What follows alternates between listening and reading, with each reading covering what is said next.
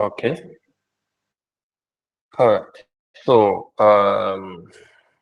where should we start from? Where is Mr. Idris? Is he on the call? Yes, I am, I think sir. that's not. Okay. So, okay. All right. So, let me share the screen so that we can start on time. And like I said, this class is going to be just 1 hour or 1 hour 30 minutes, as the case may be. Let us see how far we can go and how we are able to cover some space within the short period of time. So if we notice so far, we have we have 7 questions under this pilot revision question, and we have dealt with question 1, question 2, this question 3. Please do not let us disturb the class. For those of us that just joined, please let us mute our mic. So for those of us that just joined, let us mute our mic, please. Let us mute our mics. Or better still, I should mute everybody.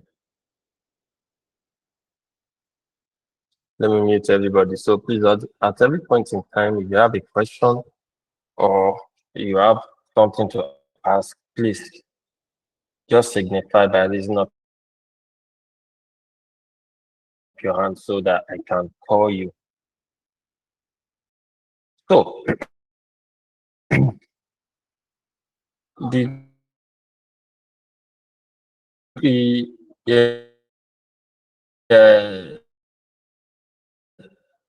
question we want to consider today deals with chapter 3 of our national accountants, strictly on chapter 3, the ethical behavior, that is rules to professional conduct.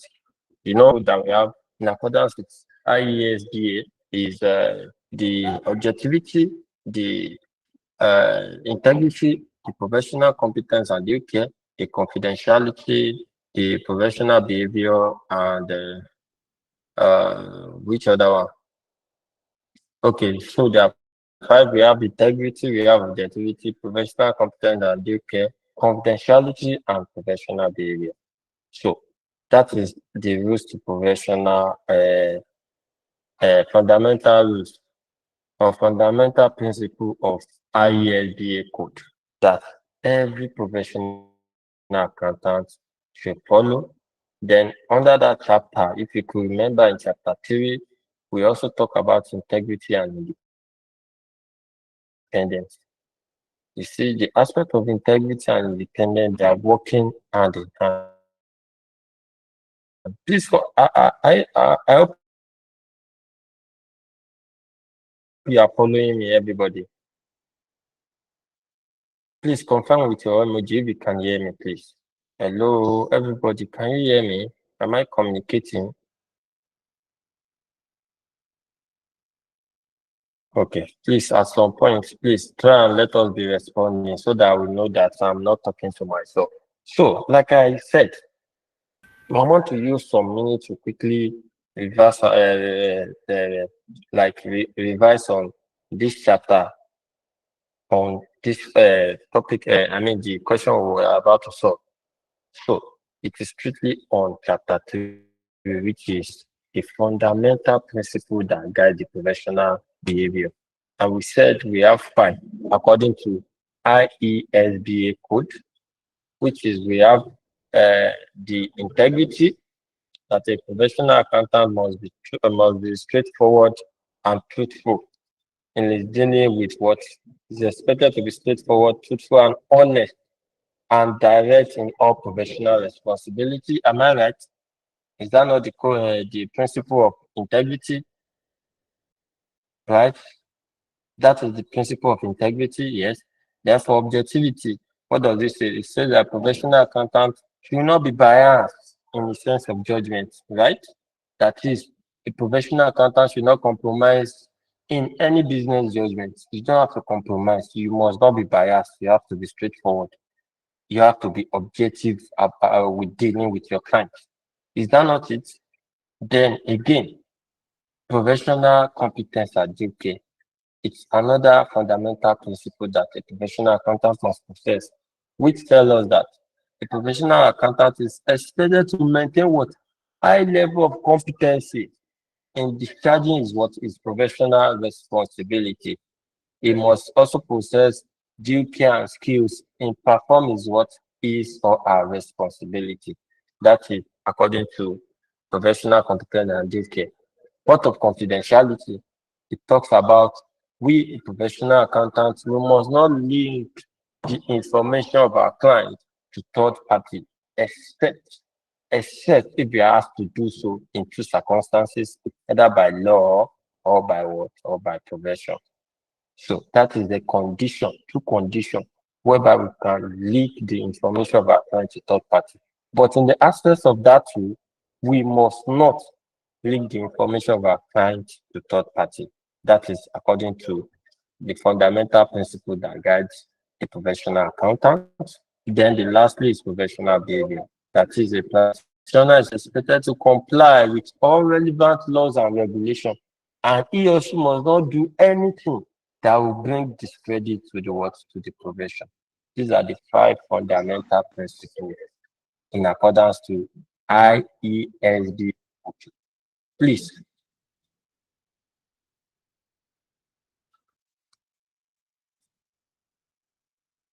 Okay. I don't know. Someone sent message to. Okay. I am AI assistant helping this last for me to take note for this meeting. Follow. Okay. Okay. Okay. So you can see the screenshots. Okay. Yeah, I'm also using AI. Okay. Yeah. I remember that I was using AI at some point so that I can transcribe my voice to notes.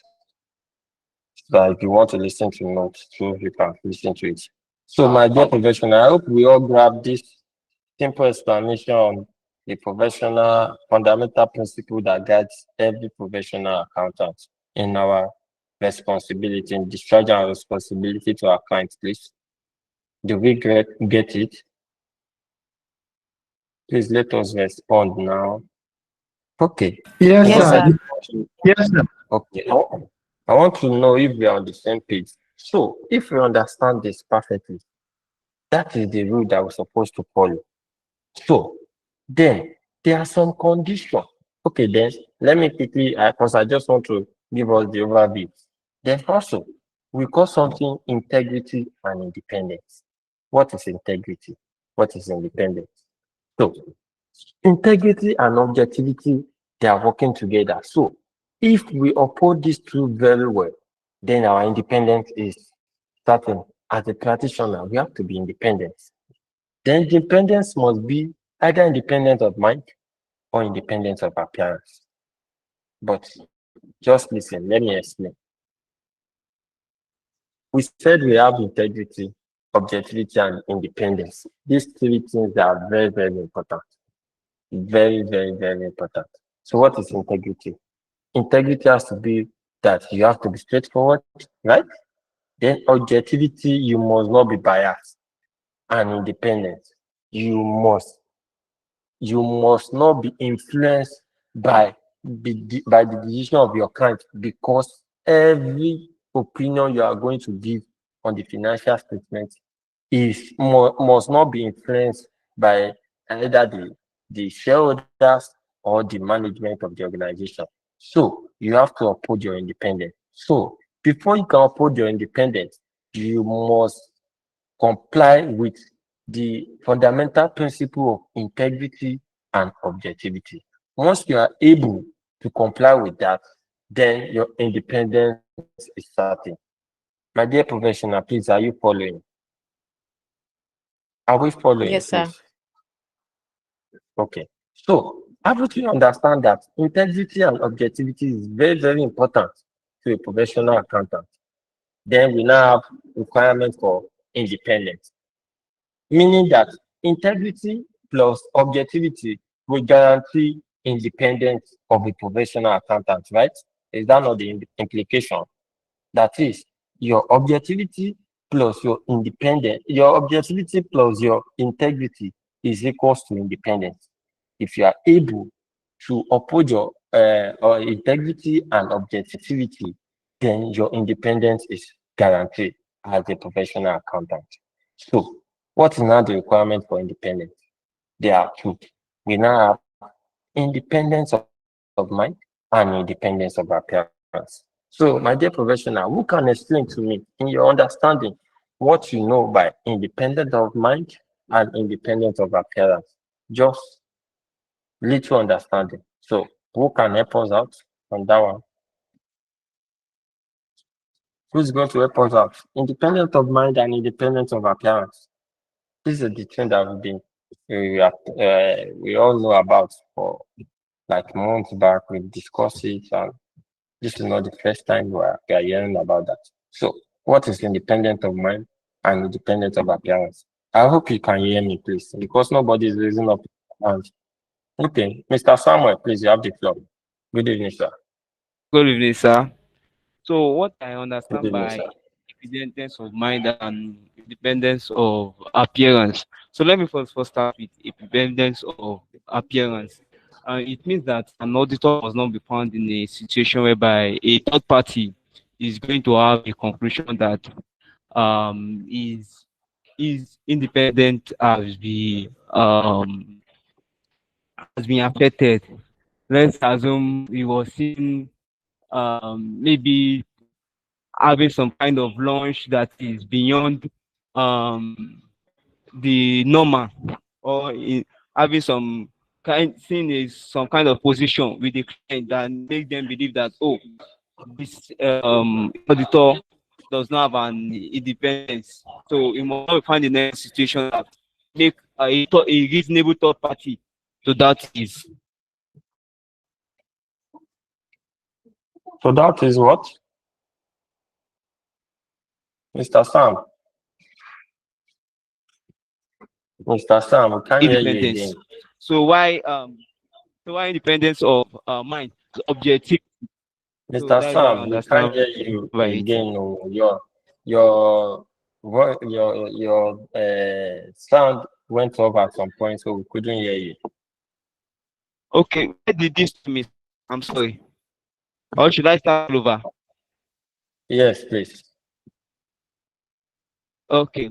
So I said independence of mind and independence of appearance. I said the independence of appearance means that an auditor must not be found in a situation whereby a reasonable third party will have a conclusion that its independence has been compromised. Why independence of mind is that an auditor must avoid every circumstances that can influence his decision and influence his objectivity. Influence his Okay. objectivity. Yes, so that can influence both his So, decision and his objectivity, either by oral or by written. Yes, either by oral or by written. Thank you so much, Mr. Sam. That's a very wonderful contribution. Thank you. So, Mrs. Mary, please, you have the floor.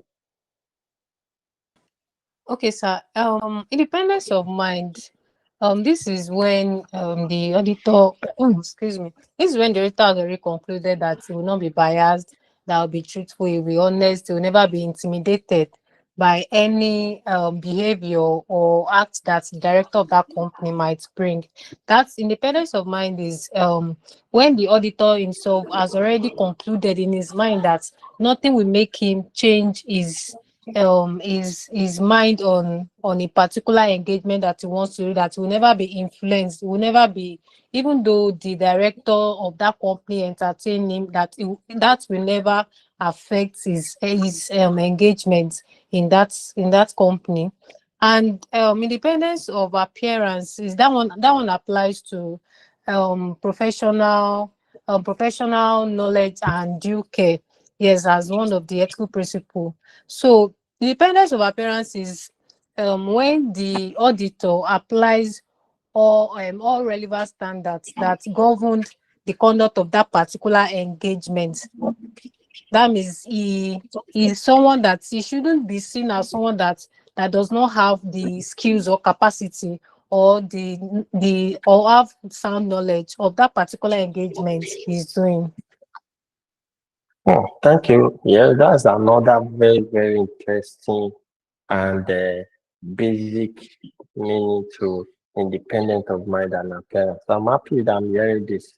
Meaning that you have been following my classes like that for you to even be able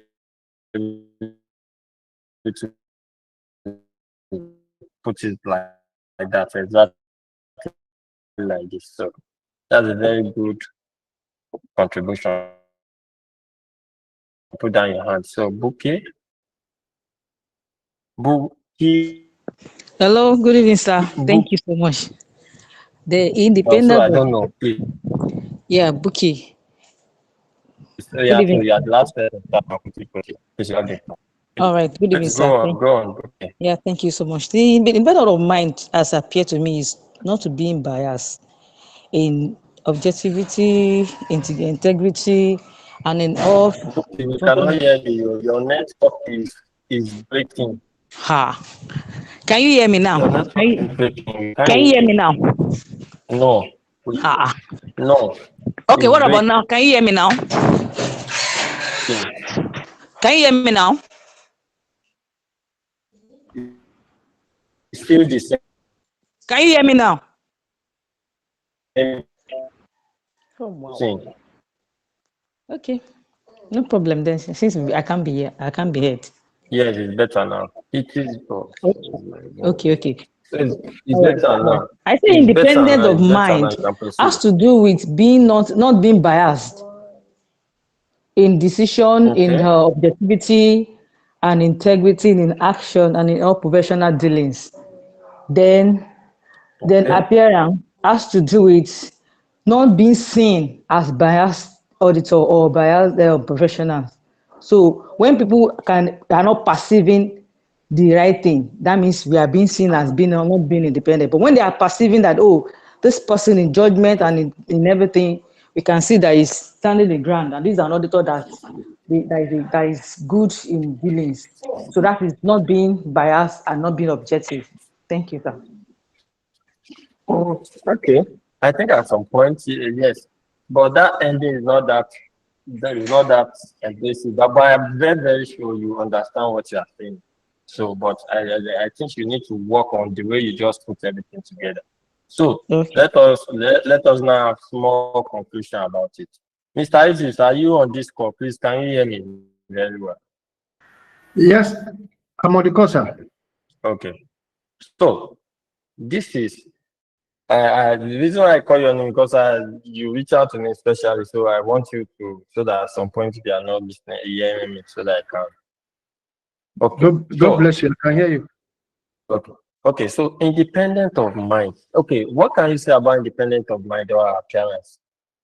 So before I even say something, let me hear from you too, Mr. Idris. Okay, thank you very much. Yeah, independent of mind is not far from what people have been saying. And what people have been saying is that a professional accountant or a professional auditor is expected to be is expected to be straightforward in all his professional dealings.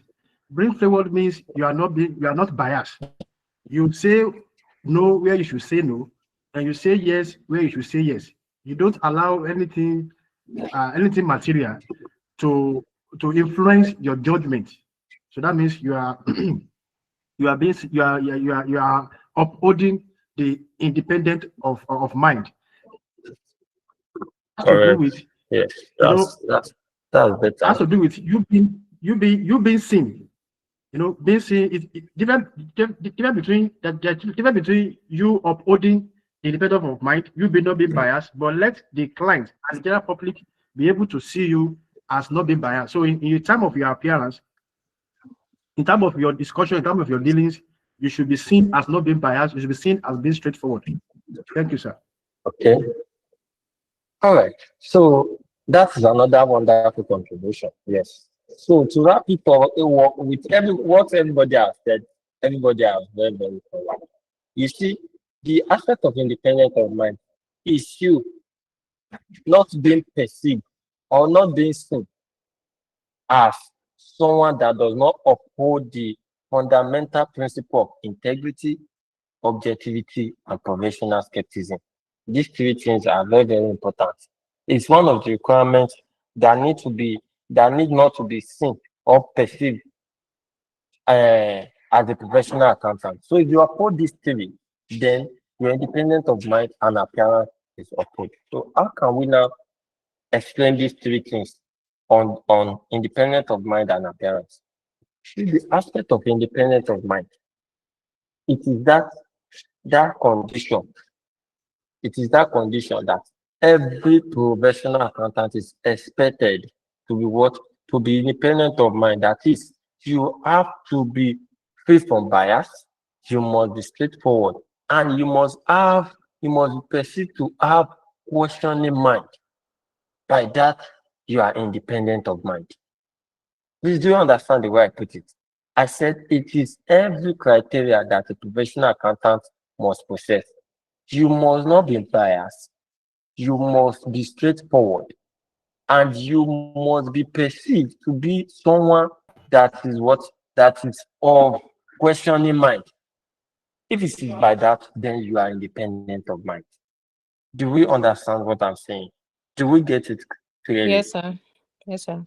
So now, Yes, sir. independent of appearance is also boiled down on you not being biased, then you must be straightforward, and you must also have what?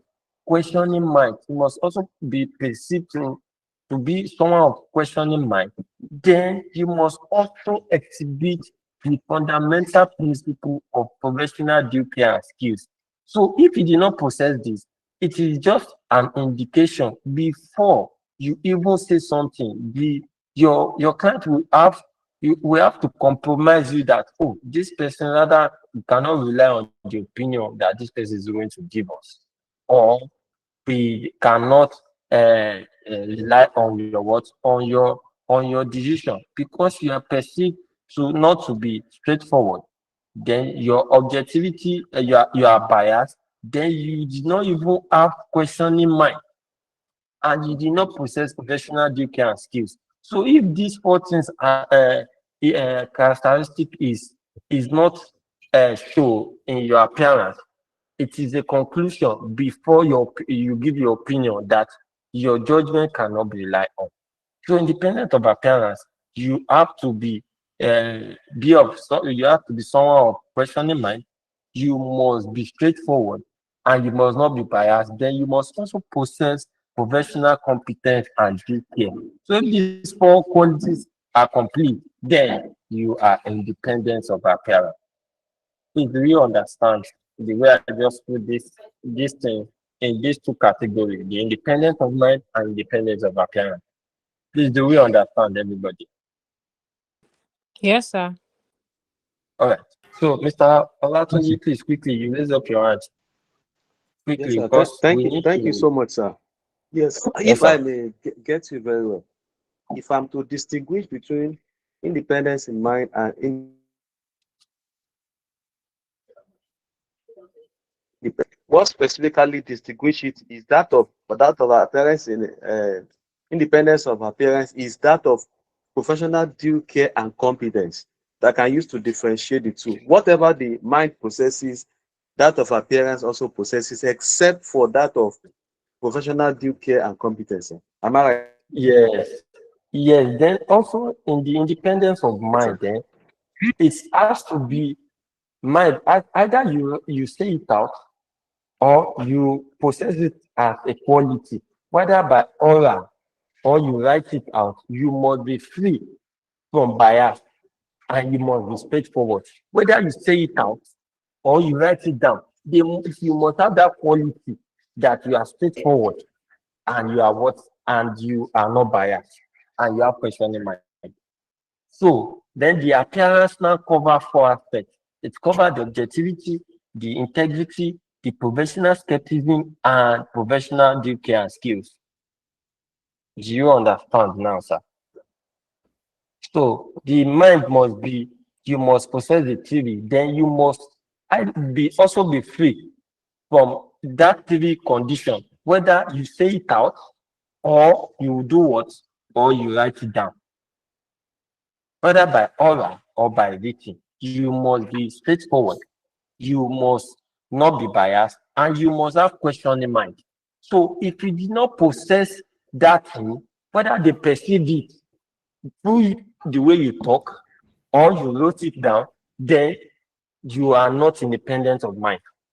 But if they perceive it that you are straightforward, you are not you are straightforward, you are not biased, and you have questioning mind, whether you say it out or you write it down, then you if they perceive it like that, that this person have integrity, then you have independence of mind, meaning that everything you have to say, you can they cannot compromise your decision.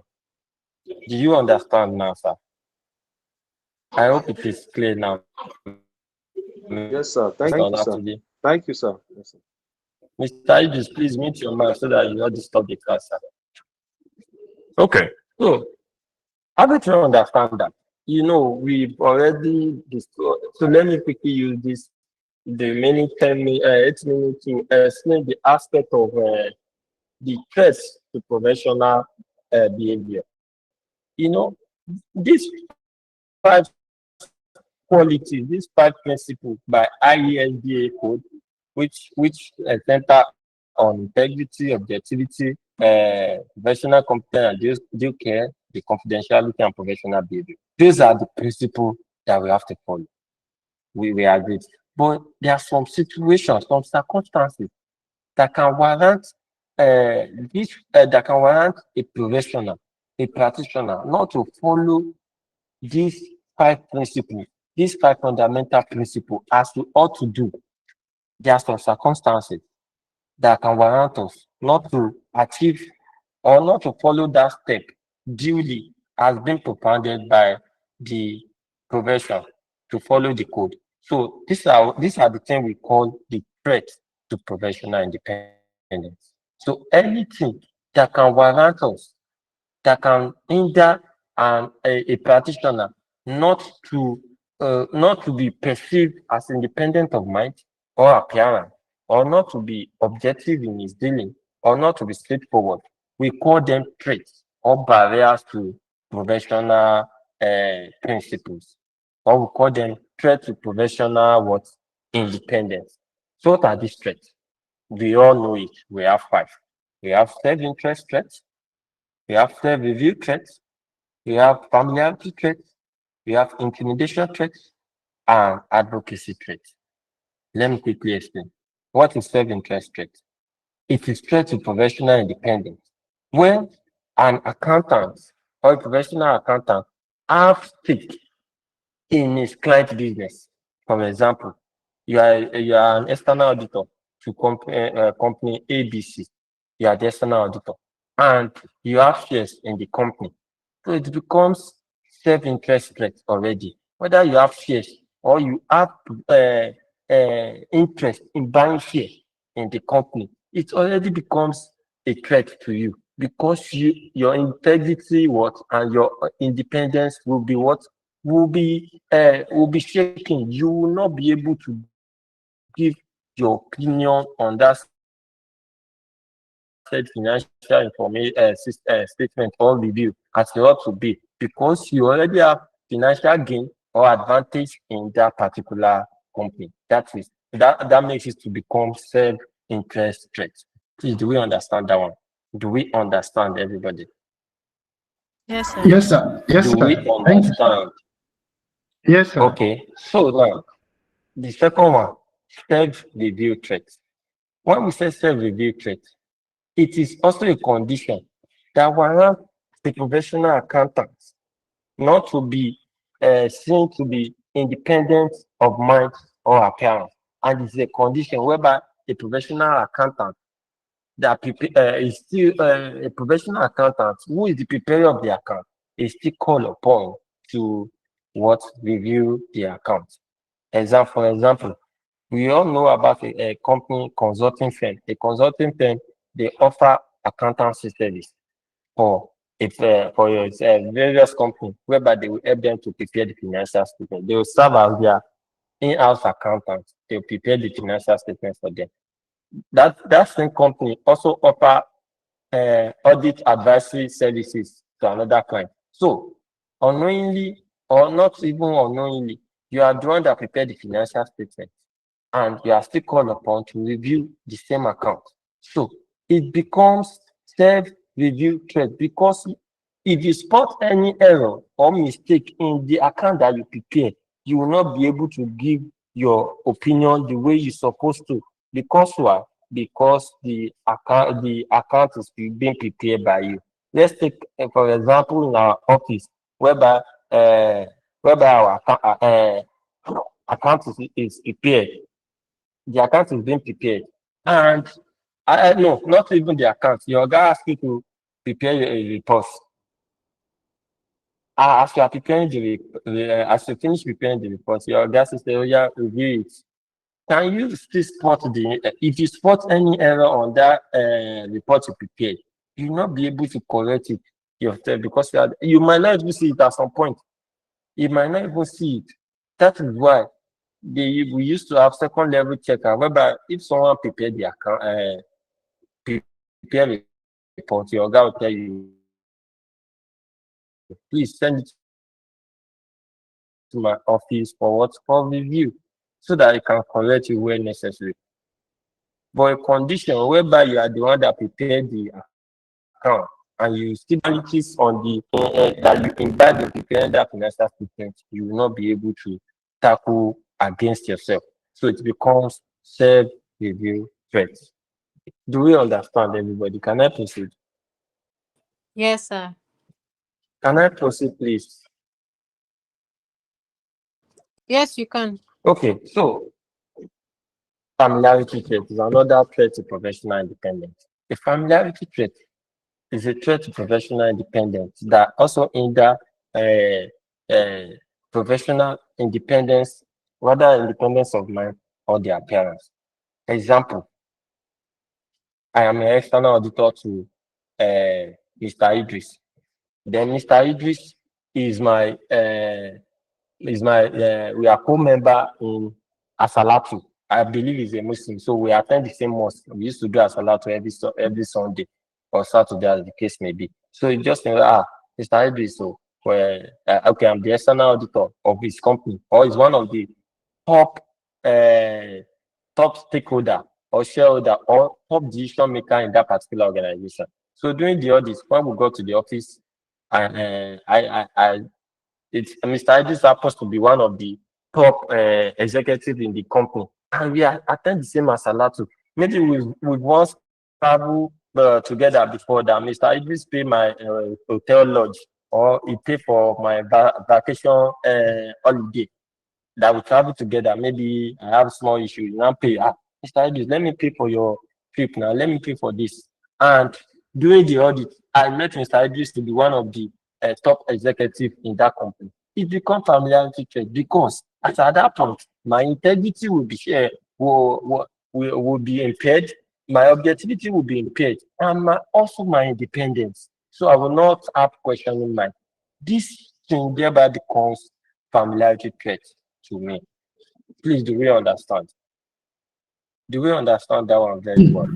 Yeah, yes, sir. Yes, sir. Yes, In sir. addition, sir, are we talking about Okay. a professional auditor being too close to a key management team of the audited company?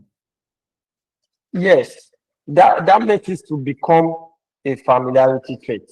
But if you know someone that is not top executive in that particular organization, then it's not a familiarity trait.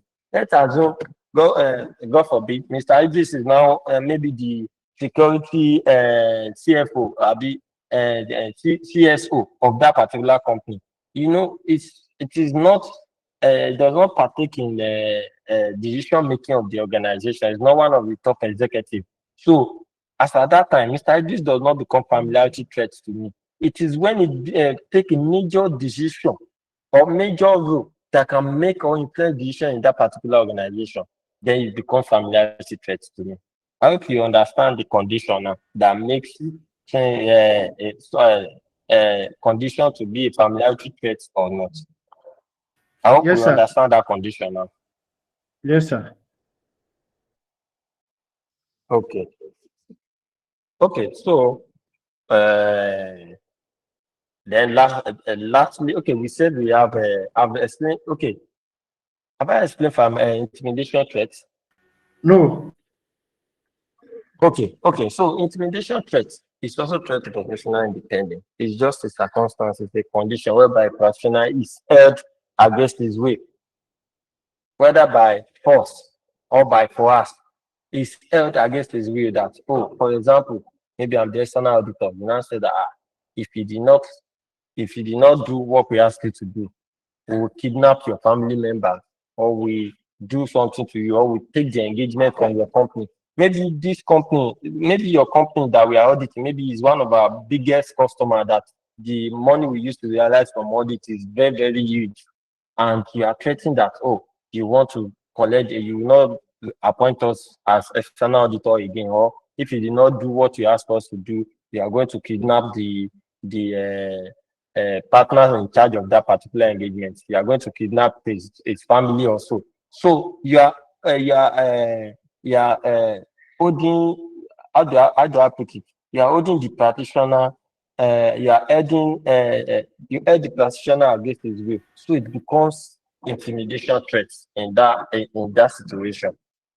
Do you understand that typical example? Yes, sir. Okay. Like holding somebody to ransom. Yes, that if you did not do this, if you did not give us unqualified opinion, we will kidnap your family member or anything. So then you probably do what they ask you to do.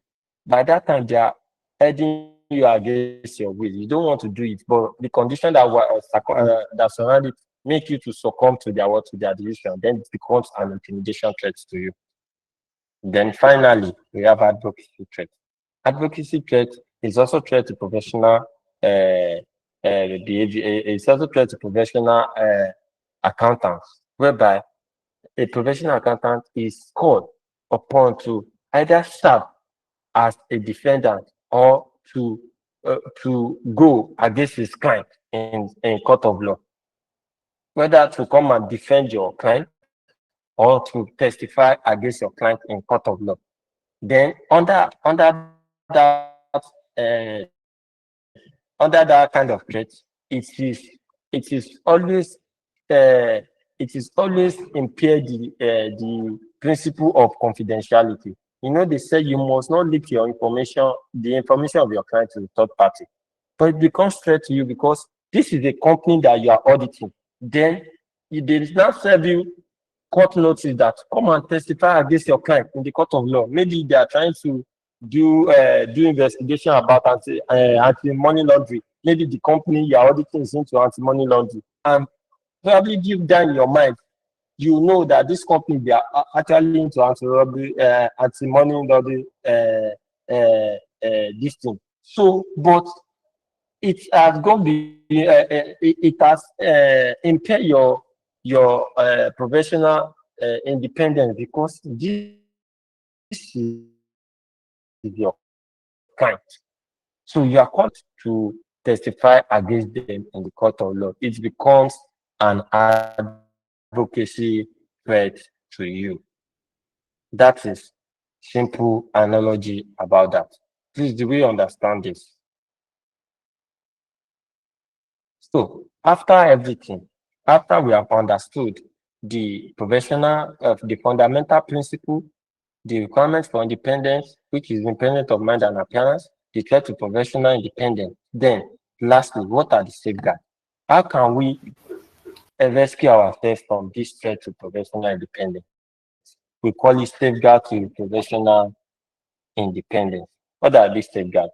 We have just we have two types. We have the responsibility of the firm, the safeguard, and the responsibility to of the profession.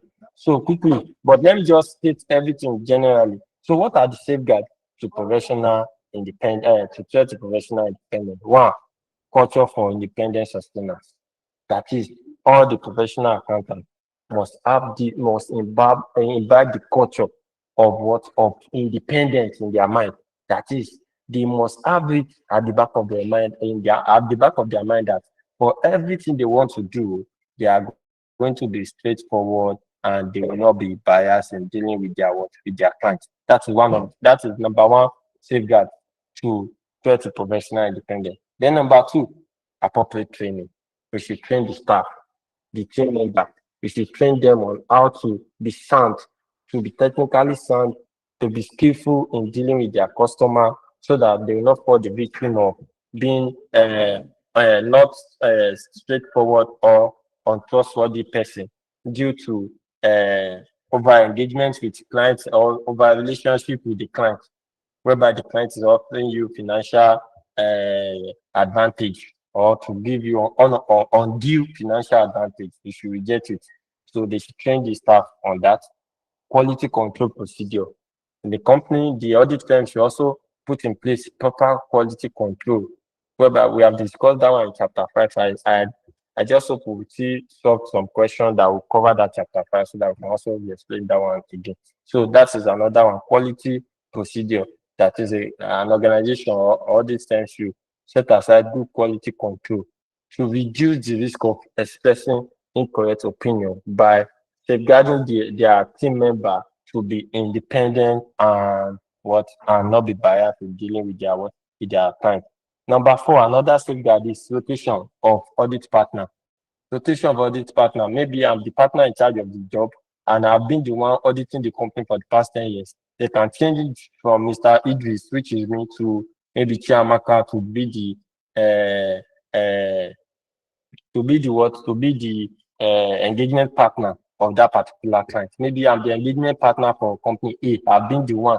It is our firm, but I'm the engagement partner that is handling that particular company. So maybe it's due to over relationship with the client. So one of the safeguards is to change me as the engagement partner to that company ABC to another person. So by that, we are also try to safeguard the threat to professional independence.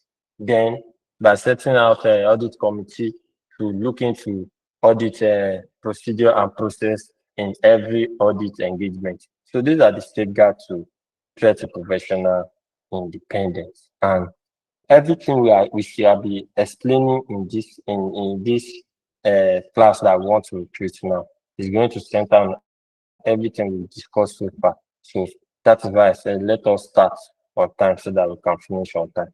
Please, everybody, can we proceed? I hope the explanation is well taken and understood very well. Yes, sir. Yes, sir. Sir, in the point of safeguard, can we have this by saying, Okay.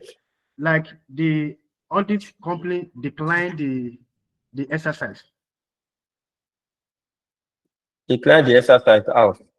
as in to when they perceive that there will be threats to their independence and their objectivity and integrity, can they decline the audit exercise? Like a Yes, they safeguard. can. It's another safeguard. Yes, Okay, they sir. can. Yes, that's another safeguard. So that is that about that. So thank you for your contribution. Hello, So sir. let us now. Hello, sir. Hello, Madam Jane. Good evening. Okay, sir. Sorry, please. I didn't understand the safeguard very well. The network was breaking.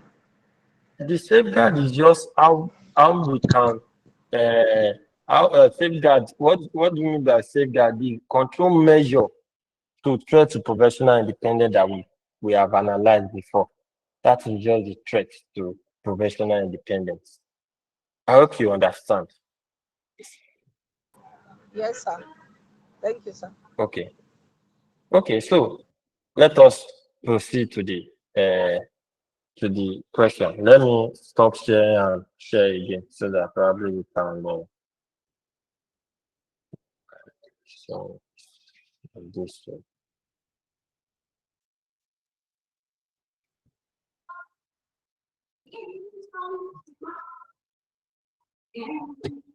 Okay, so I'm sharing again now. I'm sharing again. So please, we have to be very, very fast because we should be able to finish this class for we should be able to finish this class by 6:30 because I believe there is another class coming up by 7 or 8 so that everybody can rest. And I'm sure some people are even having case study now because Kabir posted it. So some people are having case study, and so let us just see what we can do within these few minutes. If we can't finish it, at least we will know that we have established it to some point, and we can finish it at any point in time when we have chance again to conclude to continue the class. So let us proceed. Like I used to say, if you have been following my class, the revision class and the general class, I used to mention the tips to answer every professional exam. These tips are very, very important for us to follow. It is very, very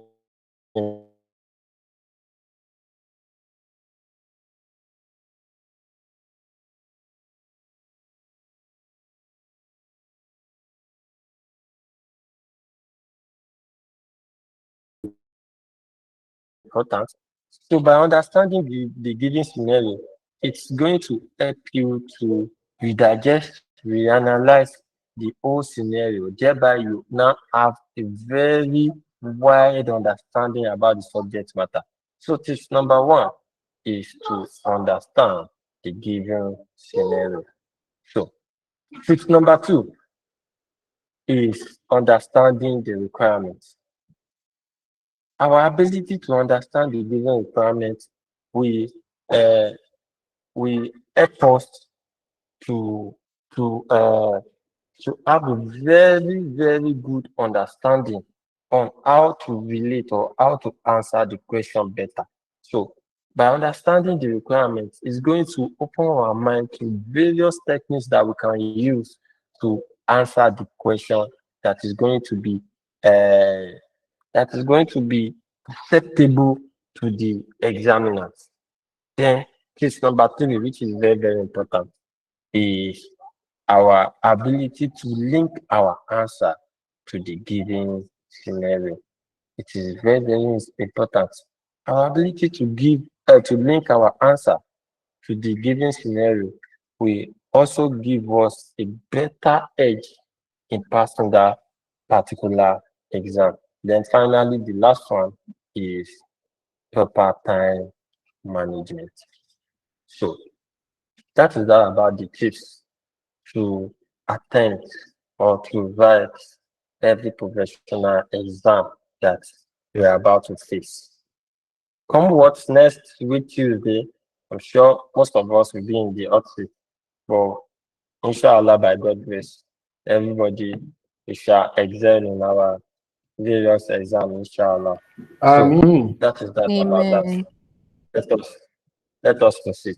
So these are the questions, and we are going to start solving the we will read out the scenario to us and we start solving immediately. So this is the question.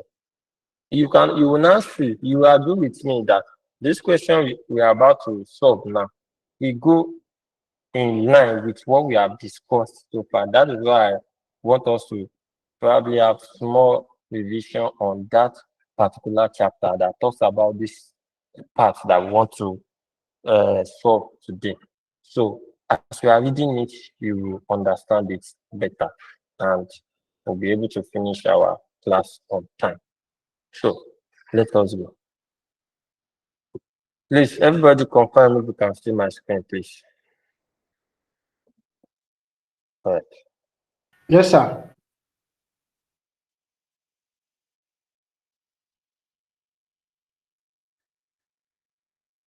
Okay, so I want to give my time. All right, so let us go. You are an audit senior at Adeyemi and Partner, chartered accountant. Your audit team is currently working on the statutory audit of Savvy Bytes Limited. Like I said, we are the audit senior. All of us here, we are the audit senior of at Adeyemi and Partner Chartered Accountants. And we are currently auditing which company? Savvy Bike Limited, a company involved in importing and selling of garments, Spanish food across Nigeria. They are specializing in what? In selling and importing what? Garment Spanish food products across Nigeria. The audit is for the year, 31st December 2024. During the course of audit, several professional and ethical issues have arisen.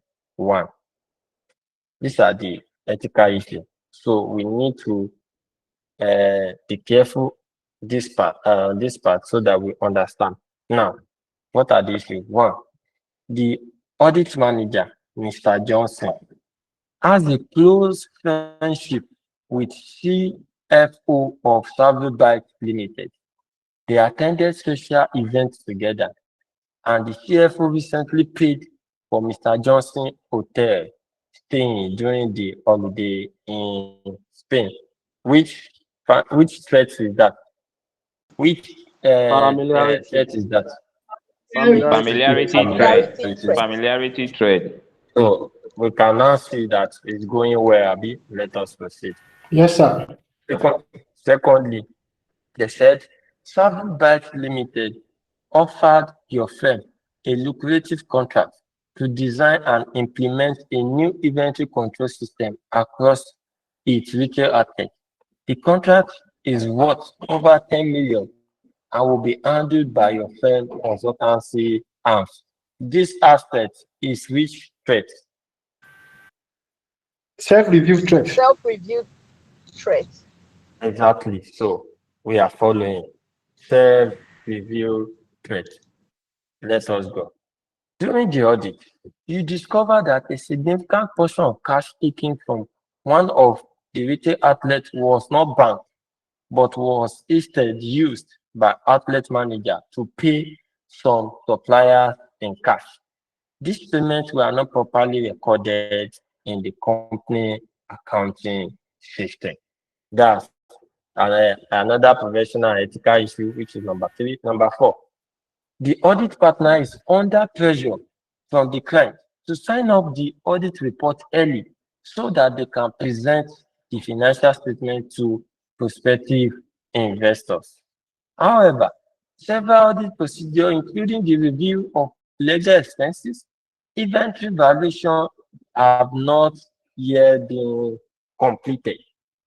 This is also the ethical principle for number 4 that they have identified during the what? During the review of Savvy Bytes Limited financial statements. The question now requires us that we should what? Identify the ethical threats present in this case with reference to IFA Code of Ethics. Question number 1. It says we should identify the ethical threat that is present in this case with reference to IFA Code of Ethics. How are we going to attempt this question? So who can give us the an idea? Okay, sir.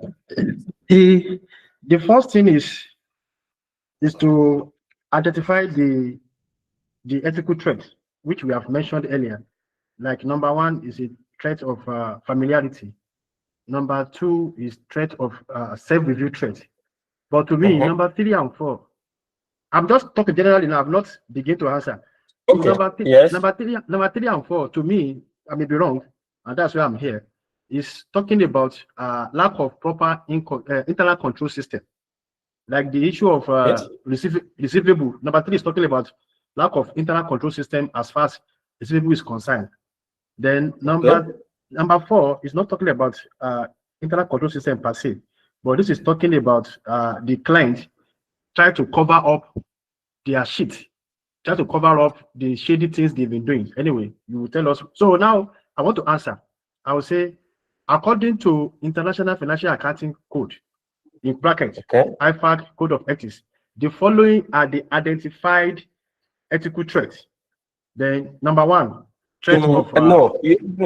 Before you proceed, you said you will continue that the following are the identify ethical threats in the case of travel by limited financial statement 31st December 2020. What for? It means that you are trying to successfully you want to link your answer to what to the given to the given scenario. That scenario. is the test that you want to that you have that you want to analyze now is in accordance to the what to the scenario given to you in respect to what Travel Bytes Limited.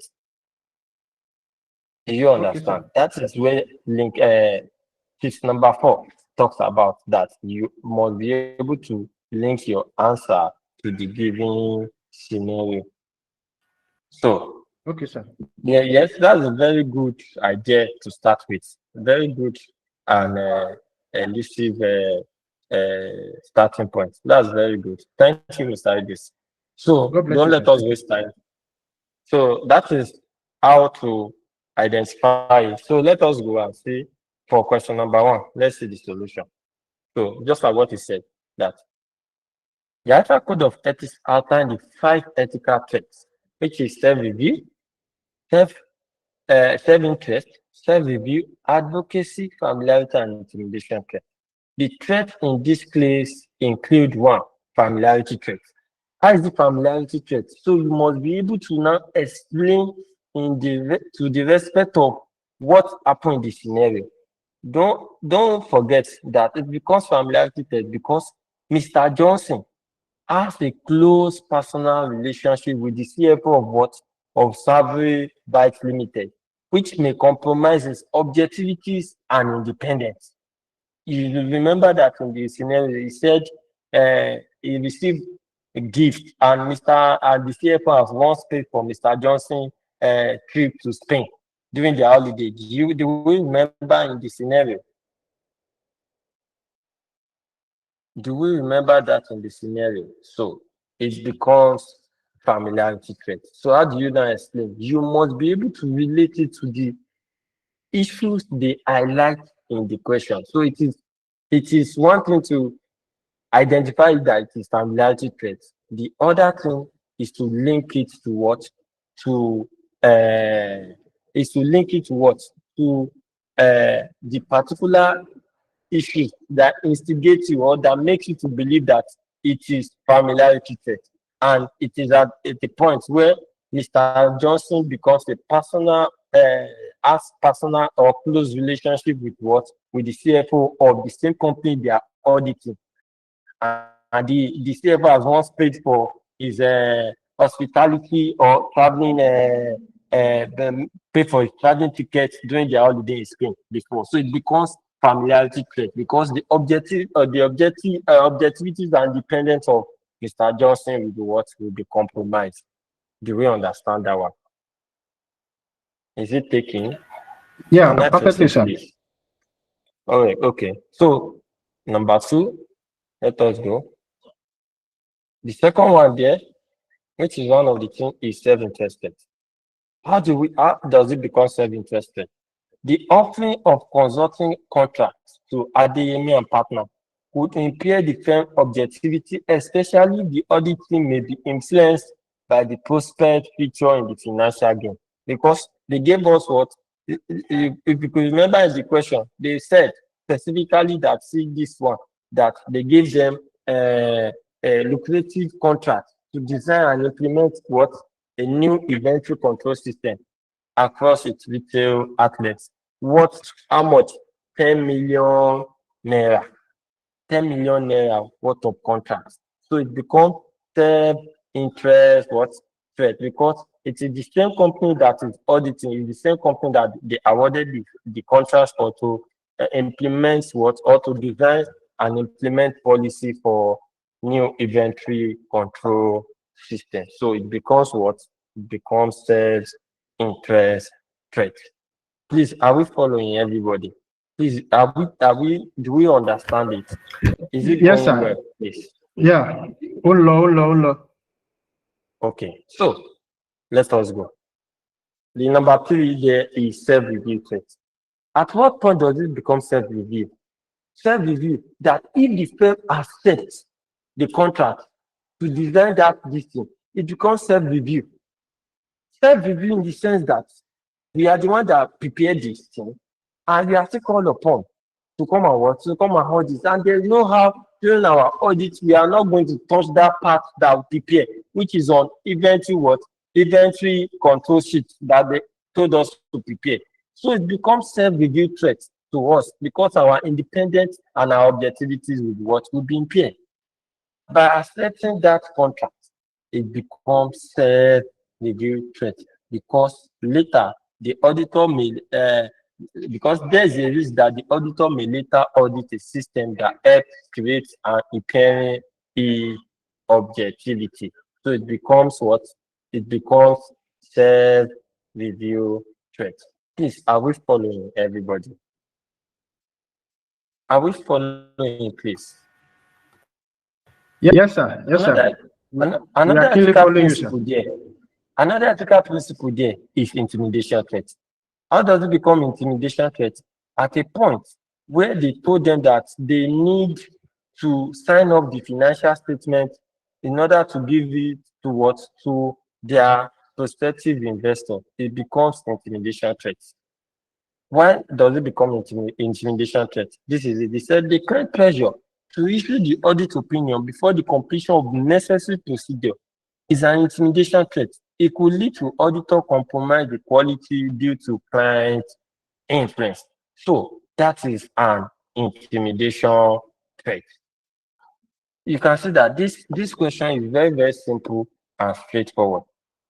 Please, do we understand, everybody? Please, can we proceed?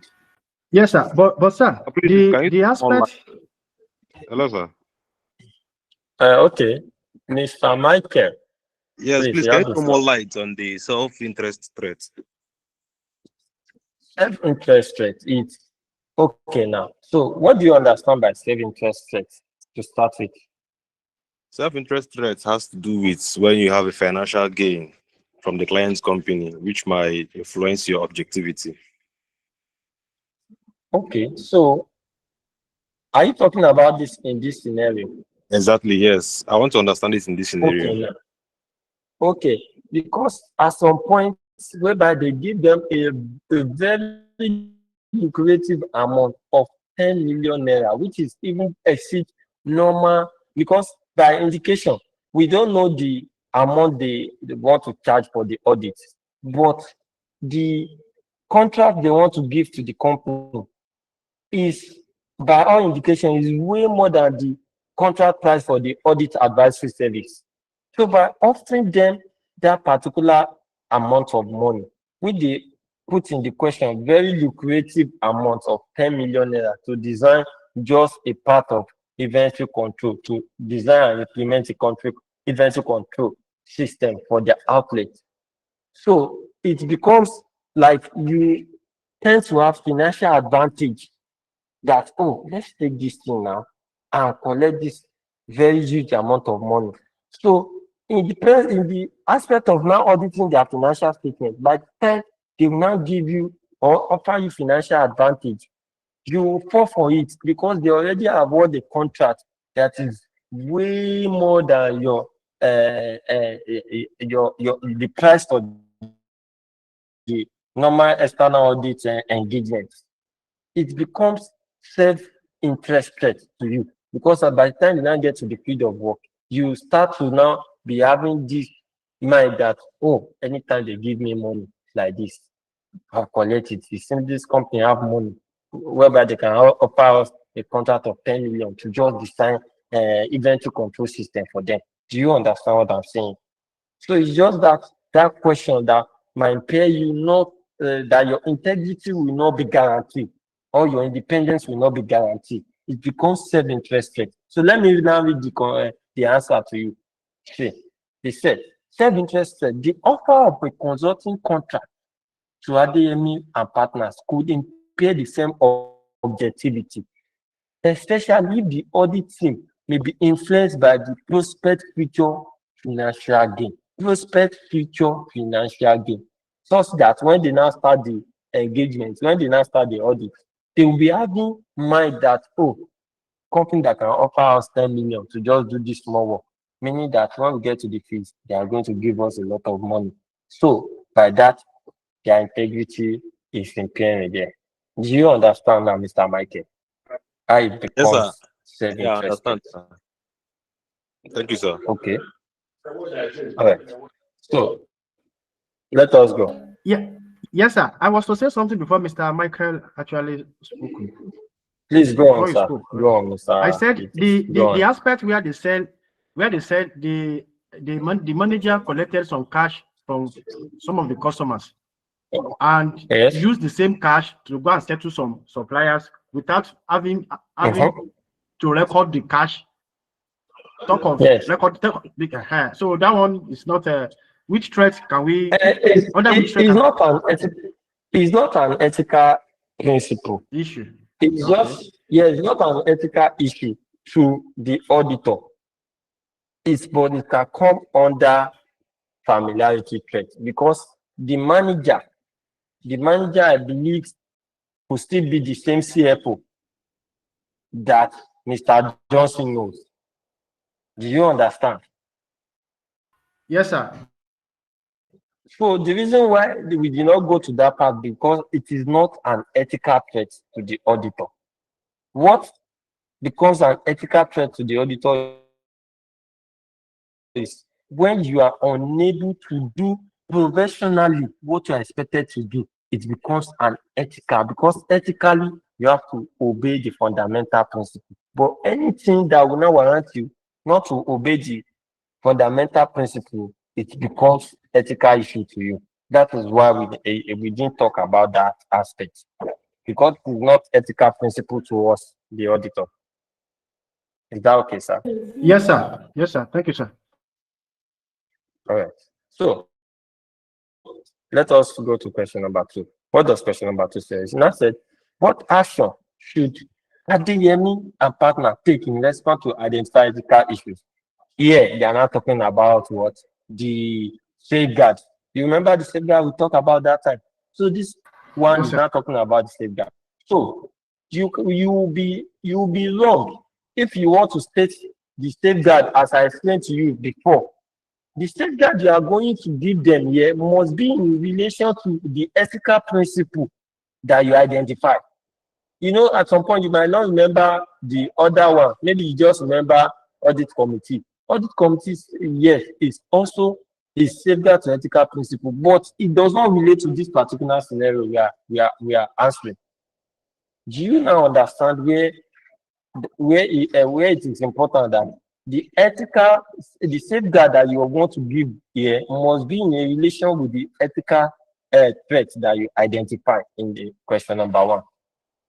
Please, are we following everybody? I hope you understand what I just said now. Yeah, perfectly, sir.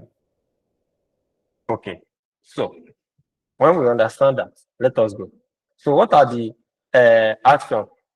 And please, what are the actions should Adeyemi and partners take in response to identify ethical issues? What are the safeguards?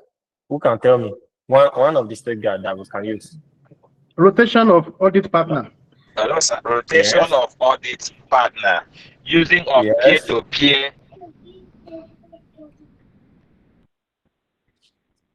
Using of what, sir, Mr. Peer-to-peer review. Audit? Peer-to-peer Using review. of peer-to-peer review in line with Okay. ISA 220 control. Okay. Which other one? Which other one? Declining the What of exercise. yes. What of Using appropriate training? rotation, or you Yes. decline from that offer. Yes. What of training of the staff? Appropriate training. Yes. Appropriate training to the staff. Yes, is also part of that. So that is among the other safeguard to professional threats that we identify. But let's see what we have in the solution. So, 1, for the familiarity threat, first of all, you should remove Mr. Johnson as the audit engagement. So that is you know the reason why I did not fault everybody that what we said was not wrong. It was correct. But at that point that it is correct, we have to link it. You know, I said it that the safeguard we want to say must be in correspondence with the ethical issues that we highlight in the requirements one. So if you see the solution here, we said for the familiarity threat, Mr. Johnson and CFO, to us, which is to us, the audit firm, we should know Mr. Johnson as the audit engagement partner, which is that is rotation, Abi. I'm sure we are talking about rotation of partner like that. Yes. Then ensure team member complete an independent declaration. You see this independent declaration, you if you are not working an audit firm, you will not understand. So independent declaration, it is a form that we audit team. If we want to if we want to go and audit a team now, a company now, we are going to be given independent declaration form. Independent declaration form is just to tell us that, oh, me as a person or we as a team member, we do not have any financial gain or interest in a company or in this company we are about to audit. That is independent declaration. So that one can easily go with to clear the issue of self-interest rate. Do we understand what we are saying? So, or by giving, so all this thing, ensuring all team member complete an independent declaration. But by that independent declaration, we are confirming that we, the team member or individual, Idris or Moses or Mr. Odua, does not have any financial gain in this client or company we are about to audit. Do we understand, everybody? Can I proceed, please? Okay. Thirdly, consider whether disciplinary or remedial action is needed internally. You will consider whether disciplinary or remedial action is needed internally. But if you could remember, if you can just remember one of this, which is most important to change Mr. Johnson as the audit engagement partner. That is rotation of audit engagement partner. We are good to go. But I give us 3 years so that we understand better that if you do not understand this, this one can also go, this one can also go. Please, can we proceed, please? All right. The second one, self-interest and review threats. So you know that the threats number 2 and 3 that we identify is self-interest threat and self-review threat. So this is the condition. One, we are going to decline the engagement. Decline the engagement. For if accepted, establish triggers such as what using separate team and obtaining informed client consent or resigning as auditor to maintain independence. That is where the aspect of self-interest threat and self-review threat, the first thing is either to what to decline the contract that, oh, we don't want the contract, or we do what, or if we accept it, we should establish safeguard such as using separate teams so that maybe a team that went to go and decide the policy for the inventory control system will not still be the same thing that will go and audit to the what the company. Is that one taking everybody? That one is very, very straightforward. That one cover for threat number 2 and 3, which is self-interest threat and self-review threat. Can I proceed, please? So, number 3, the 3 is for the intimidation threat, that is to sign off the account early. One, you communicate with the friendly with the management and those charged with governance that, oh, why do you need us to sign the account off without going through necessary procedure? And so one of these is to communicate with the management of the company and those charged with governance that the audit cannot be signed off until all procedure are satisfactorily what completed. 2, document any pressure and response in the audit file. Three, if pressure continue, can we see that this intimidation, this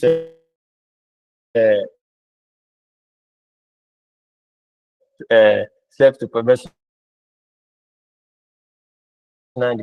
explanation we give before we start solving this question. So if you understand that one initially, then if you now flow with the question very well, you will be able to know the appropriate way to answer the question, and which everybody has understood the aspects where we are supposed to answer this question from and how to get our correct answer in every step. Please, can I proceed, please, everybody? I need to be Yes, sir. fast now because my laptop is on there. Sorry. All right. So let us go to question. Let us go to question number C. Question number C. Well, what does it tell us? What ethical principles from hyper code are at risk of being breached in this case? We identify self-interest threats, self-review threats, familiarity threats, and intimidation threats. These are the 4 threats that we identify in this scenario. The question still now tell us that which professional code of ethics has been impaired in this 4 threats that we identify in this scenario. So who can tell me? Mr. Odua, do you even understand the question before you start giving me this emoji? You don't understand the question at all? Yes, I don't understand the question. Hello, sir. You don't understand. What Yes, the sir. question is telling us is that, Mr. Olatunji, please hold on. What the question is telling us that they told us that what are the ethical principles that have been impaired? The ethical principle that has been impaired in this scenario, that is what they're asking us here.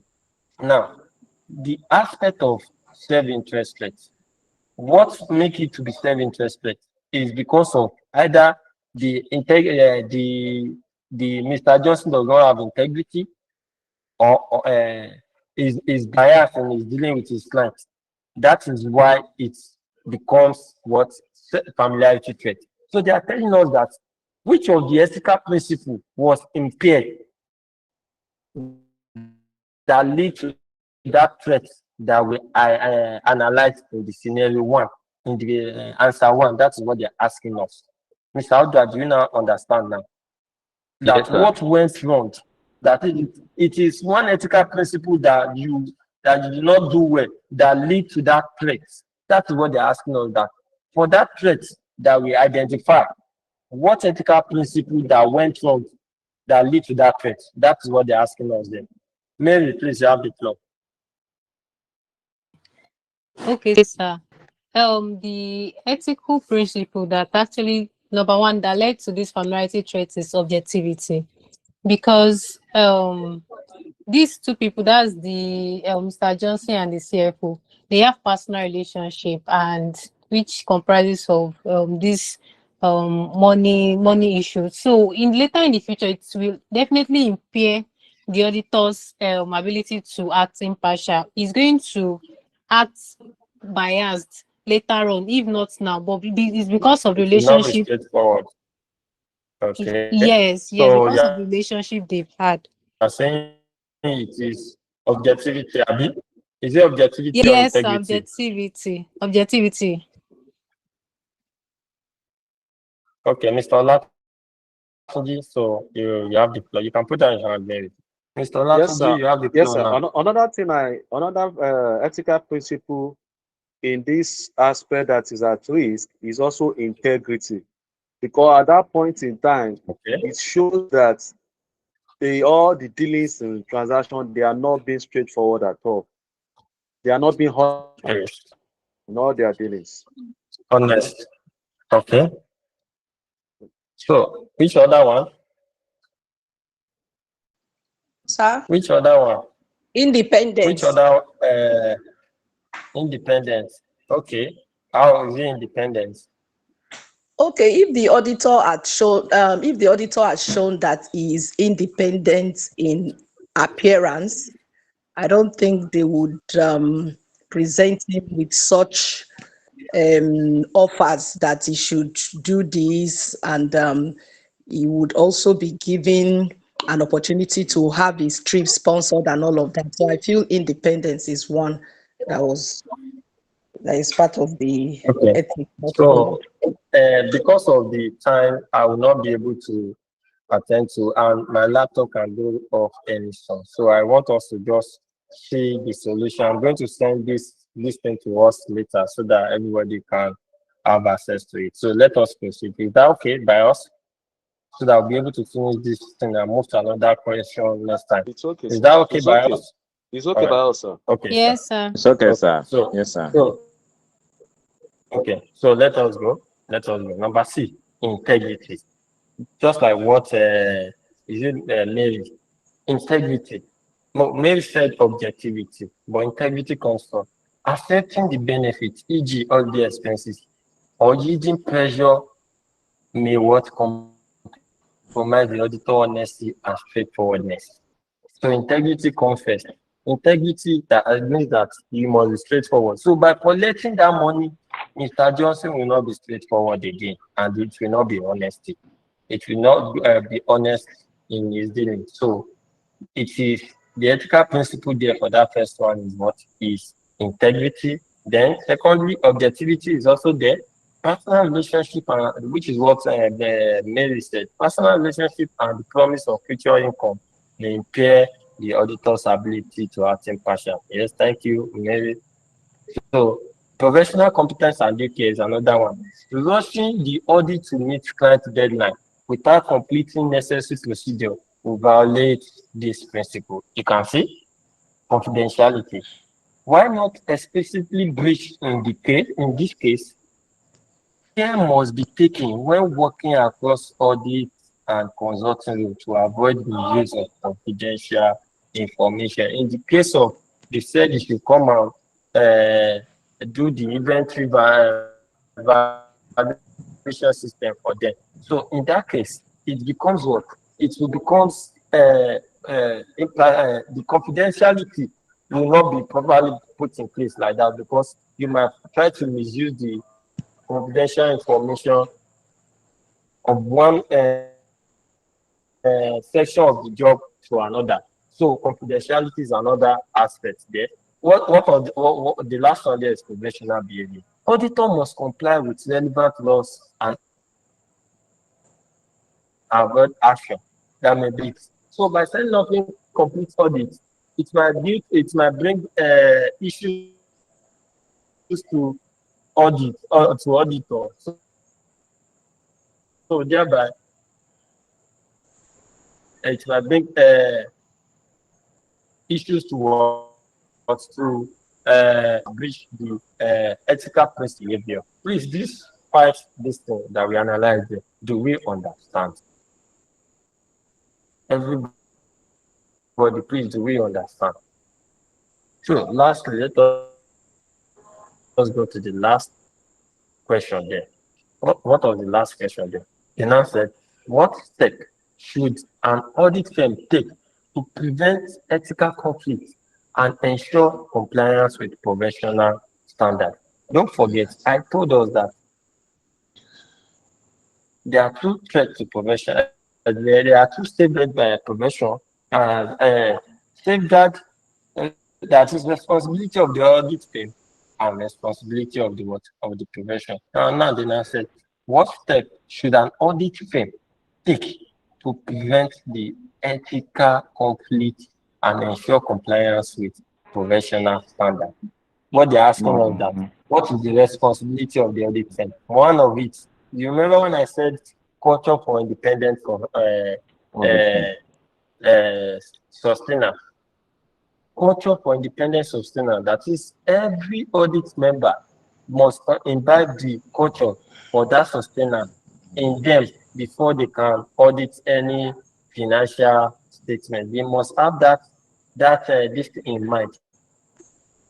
What I'm saying is that they must have that mind of being independent in their dealing with their client. So that they must have that culture for that independent sustenance in them.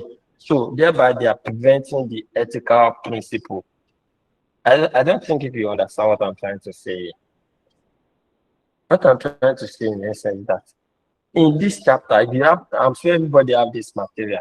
In this chapter, we have two safeguards to professional independence. We have the responsibility of audit firm and the responsibility of the profession. So the responsibility of the audit firm is what they're asking us here. And we are expected to list everything, at least culture for professional sustenance, independent sustenance must be there, rotation of audit partner must be there, appropriate training must be there. Those are the responsibility of the audit firm to ensure safeguard to ethical principle. Please, I hope we are getting what I'm trying to say. Mr. Oda, please mute your mic, sir. Exactly, sir. Exactly. Okay, so let's quickly rush over it because my system will go up anytime soon. So, to prevent the ethical conflict, the firm should, one, implement strong ethical policy, that is, establish a code of conduct and provide regular training on the IFA code of ethics, that is training.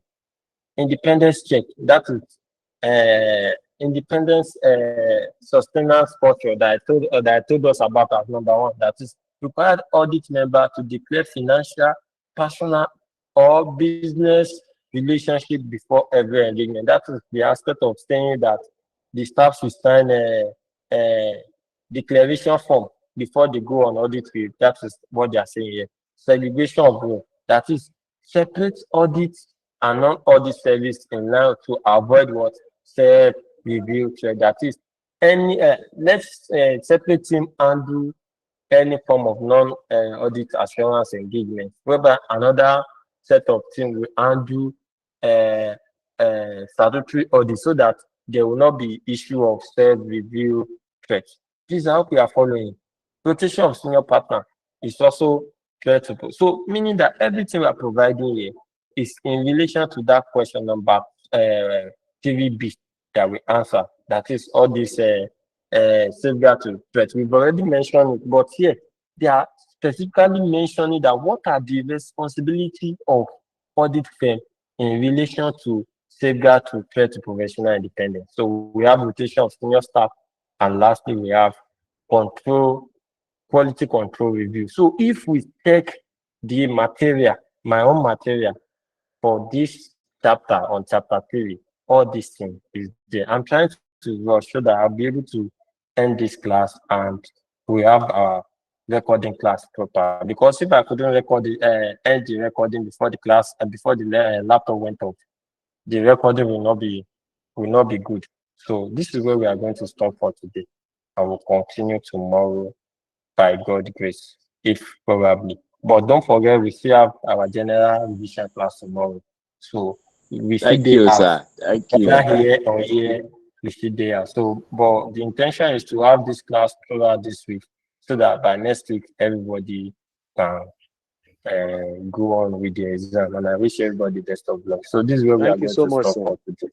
Thank So, you, sir. thank you. God bless you, sir. Thank you, sir. Thank you so Thank much, you sir. very much. So, Mr. Udwak, see you tomorrow, everybody. Mr. Good night. Udwak. Have a good Thank you, night. sir. Thank you, Now, God bless Mr. you. Idris. Good night. Hello, Mr. Udwak. Good night.